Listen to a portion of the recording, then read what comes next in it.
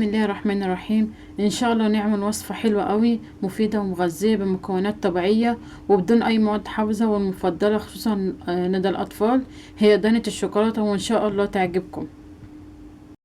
هنا كيلو لبن حليب، 4 معالق كبار سكر، 4 معالق كبار نشا، 4 معالق كبار كاكاو، كيس فانيليا.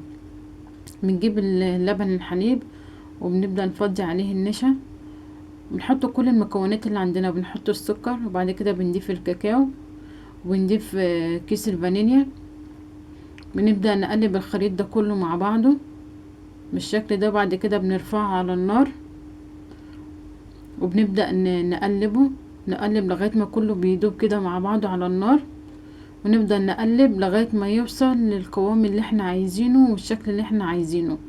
هنا بنقلب لغاية ما وصل للشكل اللي احنا عايزينه هنا، وبكده نكون عملنا احسن وانضف دانت في البيت. ده بيكون قوامه اللي احنا عايزينه، وكده نكون خلصنا الدونت ونبدأ نقدمه في الاطباق. كده نكون خلصنا وصفتنا النهاردة، وده شكلها بعد ما خلصت وبتتقدم بألف هنا.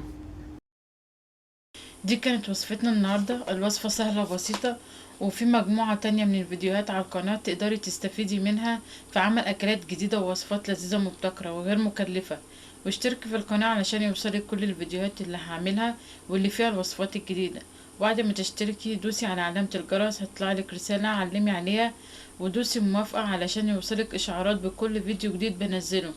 ولو عندك اي استفسار او محتاجة تسألي على حاجة اكتبيها تحت الفيديو هرد عليكي.